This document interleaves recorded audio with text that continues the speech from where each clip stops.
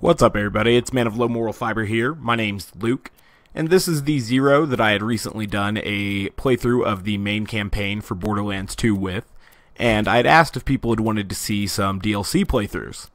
And some people had commented that they did, yes, want to see some DLC playthroughs. Some of the feedback I had got on my initial playthrough is that some people would have appreciated live commentary as opposed to post-commentary, and so we're going to go ahead and try that out. I'm going to start at the first DLC, Captain Scarlett and her pirate's booty. In order to access that DLC, just fast travel to Oasis. Once we get to Oasis, a short cutscene will play where we kind of get a little bit of background information on this DLC. Now, this is obviously one of those situations where the game looks better than the cutscenes, unfortunately, and hopefully in the future, developers will start rendering cutscenes in a higher resolution. I know that sometimes they do them kind of like this because consoles can't really display higher than this and it uses up a lot of file size. So they're just trying to save some space and stuff. But it's kind of weird when actual gameplay looks better than the pre-rendered nonsense. You know, hopefully they'll fix that in the future. Who knows? Of a prize so great that men would turn their sands red in pursuit of it, of a pirate queen, courageous and deadly. This is my favorite DLC of the campaign DLCs for Borderlands 2. I don't know why. I'm not a particularly huge pirate fan or anything. I mean, I don't dislike pirates. I think they're pretty cool, but not any cooler than any other, you know, different tropes that could be out there and stuff. I just really happen to like this DLC because I thought the gameplay was fun. I thought the artistic style was brilliant. I think all of these maps are really, really pretty. And even though I don't really care too much for Shade, I guess it was kind of cool that he was a Hunter S. Thompson illusion. But just, you know, the art style looks really great. I mean, that sign looks beautiful. I enjoyed the nice parking on this ship up here and stuff like that. And obviously the gear from this DLC, especially from for Zero, I should say, reigns supreme among all of the DLCs. I guess DLC 4 gets close, but this DLC has the Rapier and the Pimpernel, and it's basically just really hard to compete with that.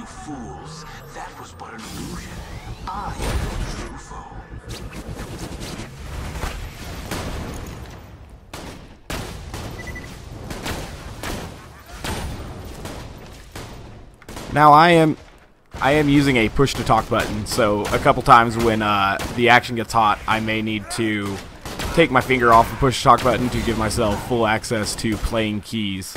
I don't want to just leave the mic open though in case, you know, background noises come on or something. I don't know. We'll see. We'll see if this is feasible and if you guys like this, which is obviously the important part.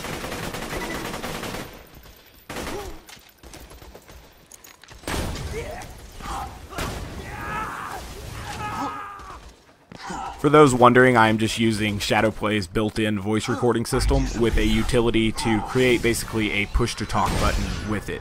Because it doesn't currently support push-to-talk, I just basically global muted my microphone, and then I have a button that I can hold down to unmute that. And it's a pretty nifty utility. I kind of like the global push-to-talk button for all games.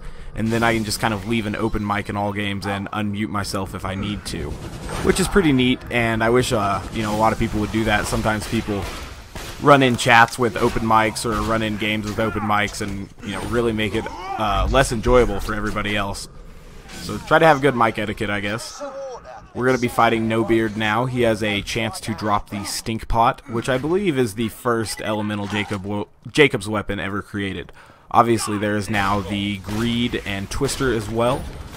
I don't think there's any Slag one. Try not to get corroded by this guy since he's the last enemy here, and we don't want to fall victim to his damage over time. There's the Stink Pot there. I mean, it's not very good. We'll take a look at it. It shoots these little corrosive pellets. I have a few points in velocity right now, which definitely alter its flight capabilities quite a bit. So, you know, either way, though, it's not really that great of a weapon. We're going to go ahead and re-equip the Rapier at this point. Treasure, same as I am. So, we've got two options. We can work together and split the treasure, or we could just try to kill one another. Or maybe both. Come find me in Wormwater, yeah? I'd like to kind of let some of the dialogue come through, but obviously I'll mistakenly talk over some of it, like right now. You are the coolest person I have ever seen. Please don't go. Please. I mean, he's dressed like Hunter S. Thompson, but, like, I found his ramblings to be kind of annoying. Oh well. Definitely not as annoying as, like, the grandma in the Torg DLC. Lost my train of thoughts there for a second. It's the least I can do for the stranger who saved the many living people of my town. Oh, you're so cool. You have to get on the sand skiff to see that it is indeed broken, and you can go ahead and hop off of it after that point. Now this little quest here is almost enough to turn me off of the DLC, but the rest of the DLC wins me over. I have no idea why they would just have you waste time talking to these people instead of fighting enemies. It just seems kind of backwards, you know, like, I feel like we would have understood that this guy's a desperate fool without having to wait through each one of these dialogues and then grab a part. I don't know. I don't mean to be a bummer, but, like, this is a pretty boring section of this DLC. Luckily, once we get past this, it's mostly all better. We can't even talk to these other people until he's done talking, which is just awful. I think we even have to pick up that first part before we can talk to the other people. My goodness, that's nonsense. Only a few more sand skiff parts and you'll be on your way to Captain Scarlett and the lost treasure. How fun that you'll be leaving me alone. Hi there, dude. I'm Jennifer. Clothes and boys in high school and gossip. That's Jennifer. A nice girl, but very naive. I think she has a magnetic overthruster you could use for the sand skiff.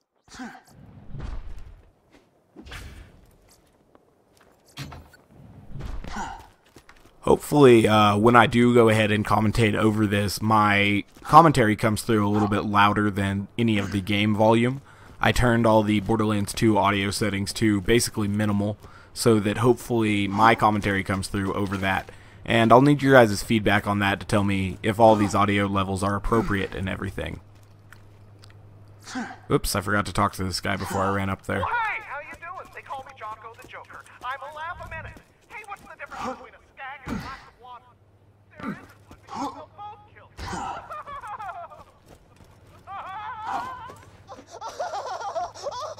Oh, he is a kind of... Oh, gosh, Jocko.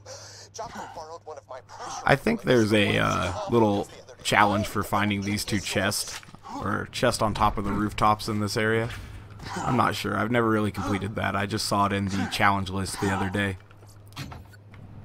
Alright, now we only got one more guy to fight, and this is the guy who will get the part stolen by the sandworms. So we'll finally, eventually get to fight something again. I really disenjoy sequences of non-action in a action game.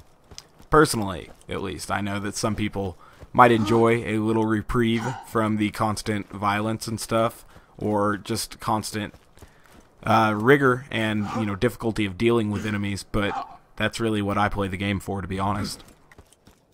Why, hello, person. I'm feeling very good today and not that thirst. How are you? Ah, you've met Lionel. How are you, Lionel? Not yet. Oh, tell me about it. How is your family? That is a great story, Lionel. Friend, I believe he has an engine capacitor stashed somewhere nearby. It's yours! How hilarious. You just set off my trap card. Your death. Unfortunately, you can't kill that enemy when it's in the air above you. That would be really cool if I was able to actually get the timing right and then execute that guy, but I think even if I would have had the timing perfect, that's an animation, not a real enemy, until you get over to this area, unfortunately. A grenade. I don't even think I needed slag to one-hit her, unless the kunai ended up slagging her, I don't know. To rebuild the sand skiff. Just think the lovely people of Oasis. It's good we have so much water. Otherwise, we might have died of dehydration. Now, at one point I thought that this area would eventually fill back up with water once you kind of completed the DLC, That just seemed like the theme they were going with to me, but that didn't actually end up happening. I thought it would happen because you'd be able to drive the sand skiff over water and stuff, but not the case, unfortunately. The area could have looked really beautiful if they had filled it, you know, yay high with water and stuff. Oh,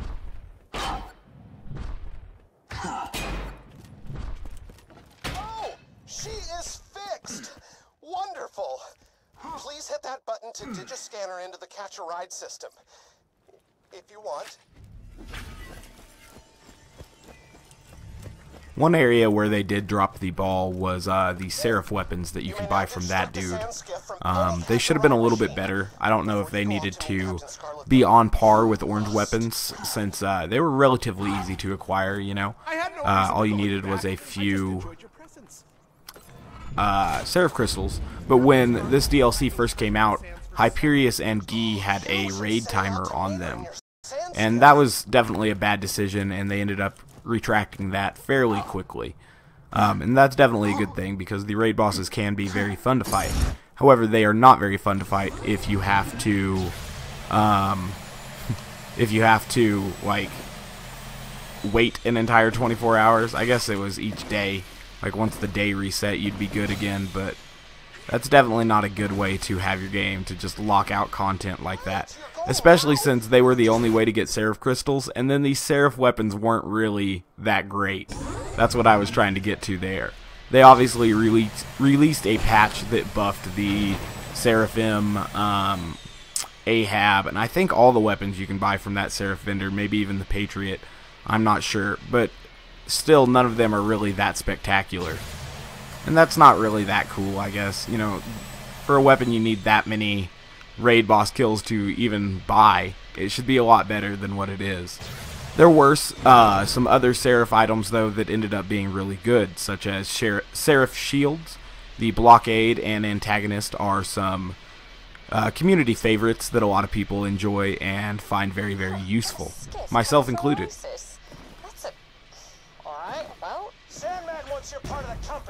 These sand ants, or not ants, worms, will take out almost half of your boat's health at overpowered level 8, maybe even more in co-op, I'm not sure.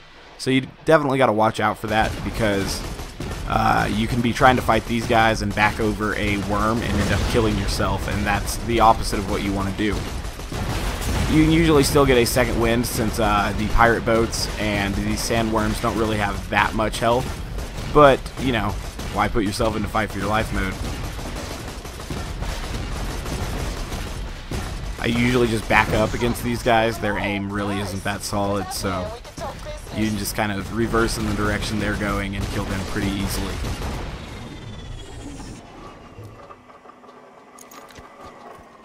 If you get over there, it's actually possible to get crushed by this little descending ladder. I've had it happen to me. Try to avoid that unless you want to see it happen. You know, it's kind of funny. But then you probably won't spawn, you know, near this area, and that would be a shame. Go see Captain Scarlett for the first time now.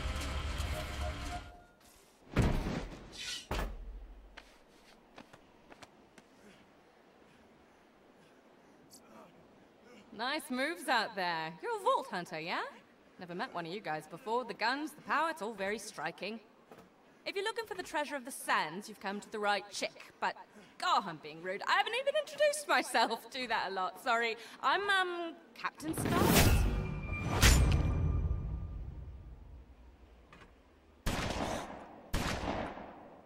Nice to meet ya. I like it how they made her out to be kind of a bad person from the very, very start. It was obvious that, you know, she was going to betray you.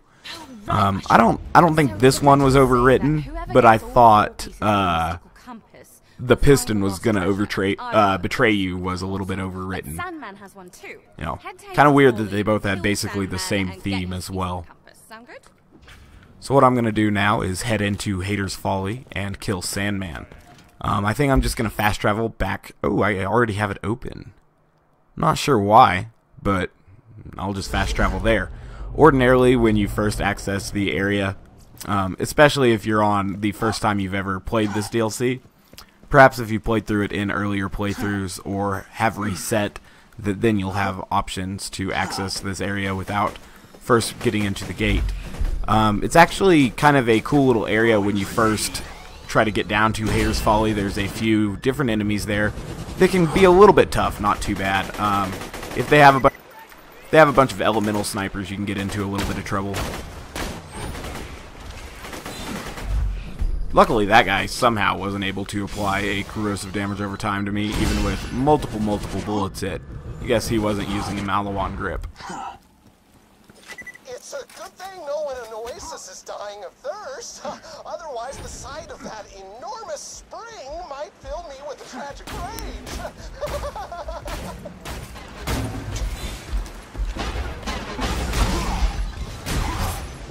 There will be some wildlife that spawns in this little grotto area, but you can just gain a follow-through bonus and run past most of this. Obviously, the pirate area up here is a lot more enjoyable of a fight. There's a raid boss I definitely don't enjoy. Some people like Master G, however you want to pronounce it, but I definitely don't.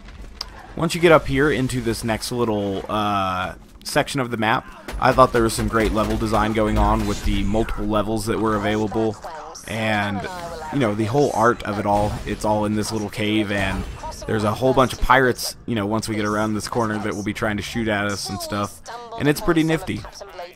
About the lost treasure, that is. Together, Sandman and I found 2 pieces of Captain Blade's mystical compass. Then, because I'm an idiot, you have to watch out when you're using ammo machines, because it doesn't necessarily pause the game. Some people think it does, and then they end up going down to an enemy who runs up and melees them or whatever. Sure, you've got the upper hand.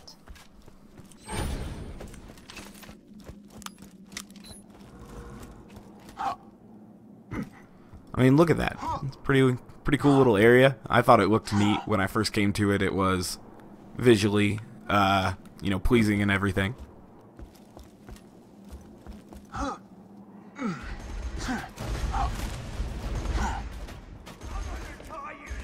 We got at least one super badass pirate with a slag gun. He might be difficult to take out because he'll try to slag us right before we strip our shield, and that could end up definitely in some bad news for us. And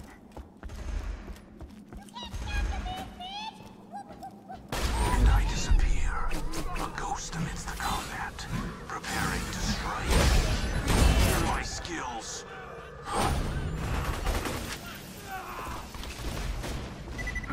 Now, even though some of these enemies don't differ that much from ordinary enemies, you know, in size, shape, or guns used or anything like that, they are reskinned, and they do all have different names and dialogue and stuff, which I thought, you know, was pretty cool. There are some unique enemies in this game, or this little DLC as well. There are definitely more unique enemies than I think there are in the Torg DLC, for example. The 3rd and 4th DLC did a better job adding unique enemies than either of the first 2 DLCs did. I vanish.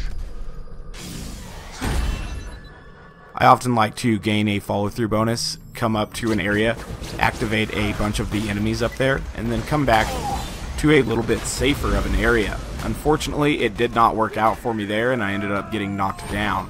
Luckily, we are able to get back up on the decking, pretty close to where we had fallen off. But if you activate the enemies up there and then retreat to an area where you have a little bit more cover, you're probably going to fare a little bit better than if you took them all on in the little, you know, concord they're designed to fight you in. Because obviously sometimes the developers will create a little bit of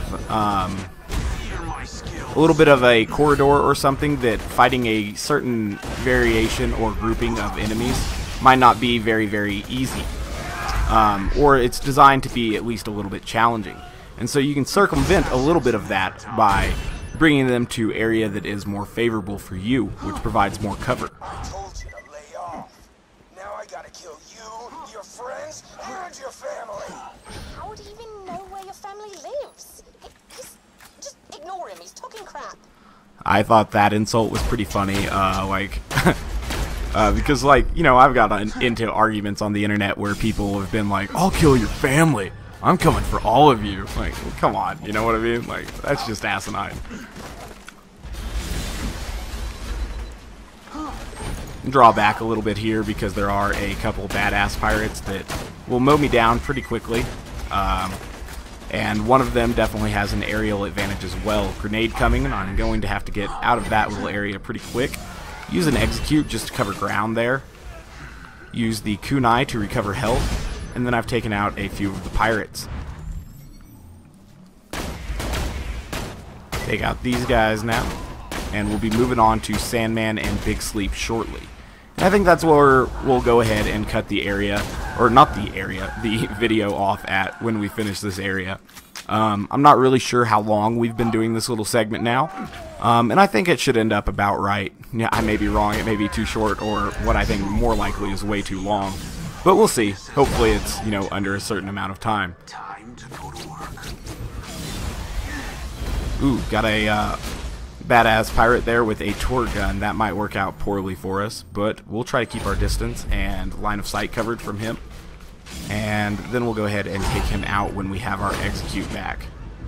Those powder monkeys are sometimes a little bit irritating because they can kill you with their explosion after they die after you've executed them. If you want to take them out from a distance, I recommend a pimpernel or a chain lightning grenade because it will often just blow them up. Other options are stripping your shield and then throwing kunai. That's usually enough to waste them pretty easily as well, especially if they're slagged.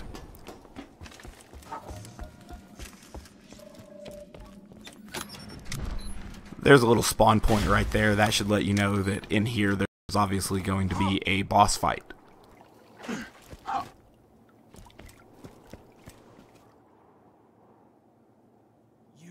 Should have died when I told you to. Now you're gonna learn that big pain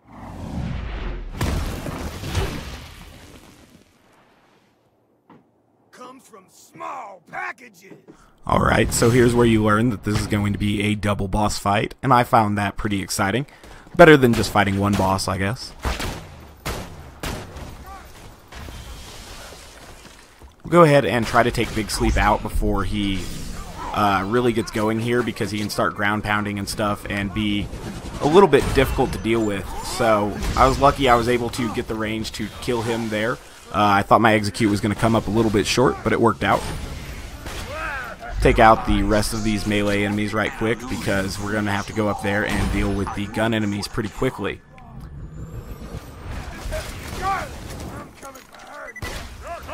And the melee enemies will come to us and make it a little bit easier to deal with them than technically running up the stairs and like finding these guys that we're going to need to kill, especially since there's a small midget boss up there who packs a pretty decent punch.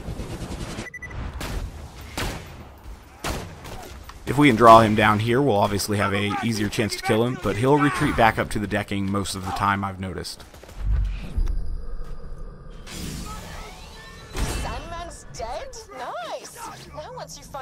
Might be, you guys might be hearing me getting a phone call at the moment. I apologize for that.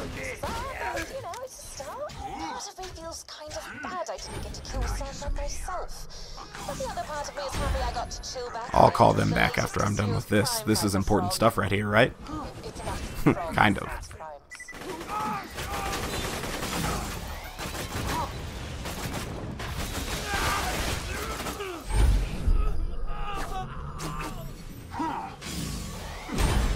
If I would have died to that guy, that would have been a real shame. Alright, so we're going to get the echo recorder and the compass piece here. And we can go ahead and, I think, go ahead and pick up the Rapier right now. But maybe we'll start the next episode with picking up the Rapier. That's what we'll do, actually. After you've defeated Sandman. Nah, let's do it now. You can jump down here, get this message in a bottle. And then you can ride back up to Sandman's area, go through it a little bit, and acquire the Rapier. The Rapier is obviously the best melee weapon in the game, and after we get the Rapier, that's where we're going to go ahead and cut this video off. So if you guys kind of like this series of the live commentary of me, charging through these DLCs here, let me know. The live commentary, in my mind, it's going a little bit better than I was kind of anticipating it going, and so I'm pretty happy with that at the moment. Obviously, it'll depend on your guys' feedback, though. Anywho, like I said, we're going to charge back through Sandman's area and then head on over towards where we find this message in a bottle quest. There's several different items that belong to Captain Blade that you can acquire. Some of them are really, really stupid, like the Midnight Star Grenade. That's not really useful. It's kind of funny, though. And then there are some items that are really, really good, such as the Rapier and the Orphan Maker. And then, like, also Captain Blade's Manly Man Shield is really, really lame. And I don't recommend using it if you play Melee Zero. So, the deal we are looking for, I think, is right around here. Yes. We're going to drop down here to this kind of mid-level waterfall. Look for this bottle. Go ahead and smash this. There will be a Crystallis that pops up. You can kill him or avoid him and just turn the quest in basically at that X there. But I think I'm going to kill him.